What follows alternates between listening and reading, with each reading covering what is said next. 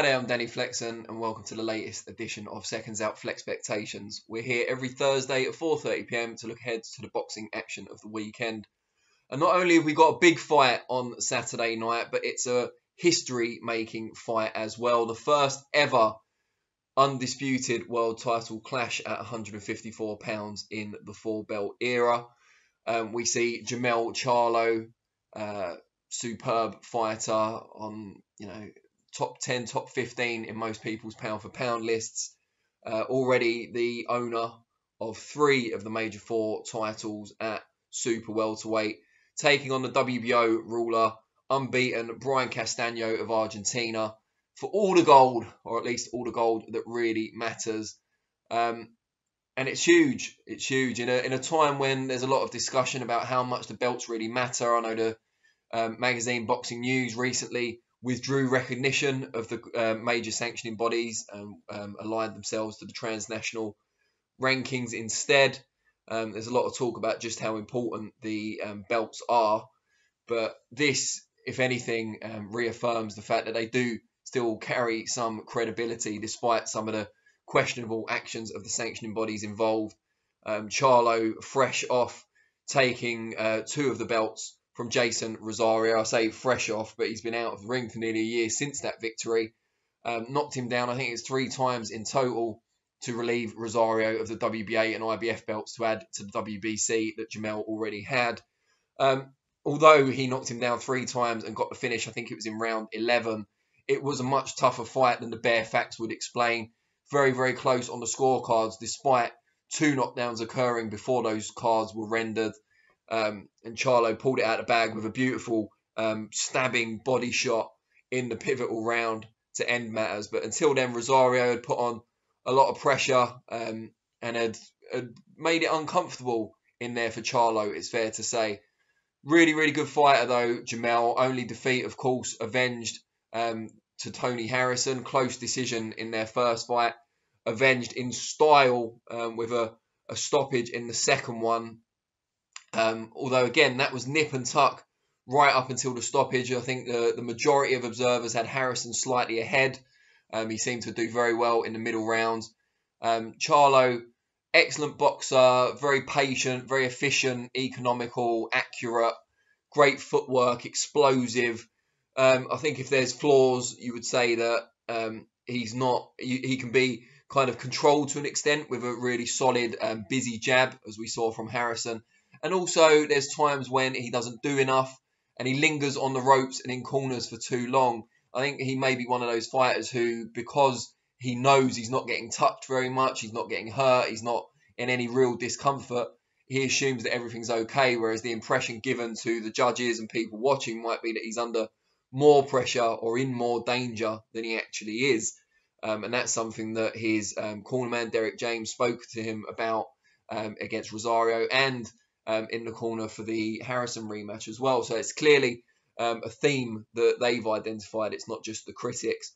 But Charlo seems really fired up for this one. In the press conference or conference call last week, he seemed to take issue with some journalists and particularly their pound-for-pound rankings and why he's not in them or higher up in them as he believes he should be. He doesn't feel perhaps he gets the credit he deserves. But if he becomes the first man ever to unify all 4 major belts at 154, I think some of that credibility will finally start to come in for him. Obviously, he's got his twin brother Jermell doing very well. Former junior middle, now up at middleweight, doing very well. So there's kind of that competitive element within his own family as well. And then you've got Castaño, who really comes into this fight with nothing to lose. He's an underdog, sizable underdog. No one's really expecting him to come out with a victory beyond his own team and a few true believers. But he is unbeaten. His only kind of blemish on his record was a draw with Erislandy Lara, and Lara's never been beaten clearly by anyone. Very, very close fight that was. Both fighters afterwards felt they'd done enough. But it was a genuine draw. It was a fight where it could have gone either way. A lot of close rounds.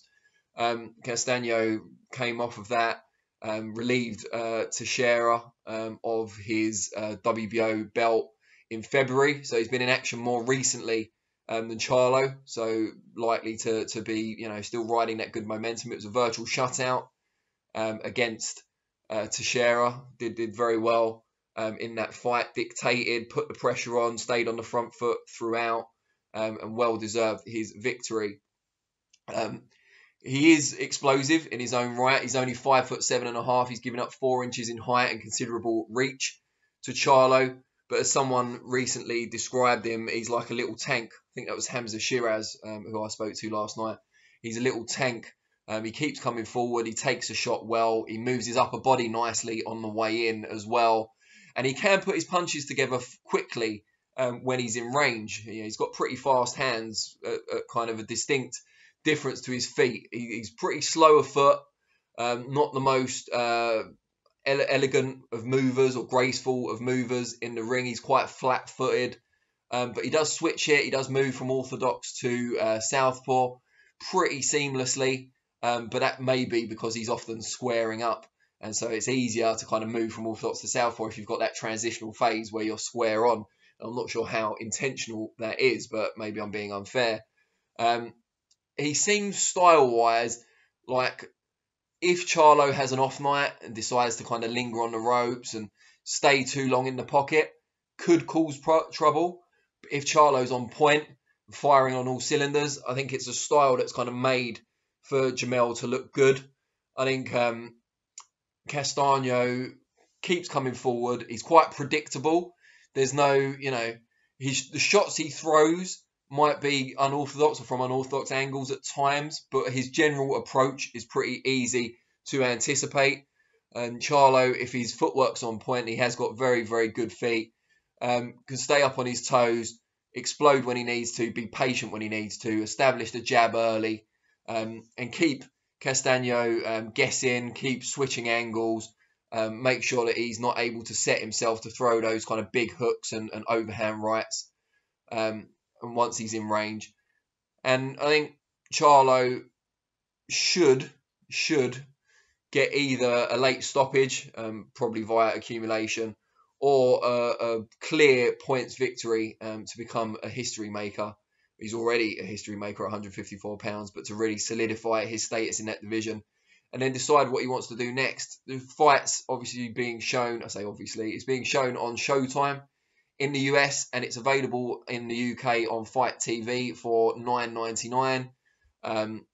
It's a good card. You've got Rolly Romero, who's always exciting, on the undercard against Anthony Yigit, which is, again, worth watching. But it's all about the main event for me. One of the best fights of the year so far on paper. Style should mesh, although I expect Charlo to come through. Style should mesh to create a very entertaining spectacle, and it is...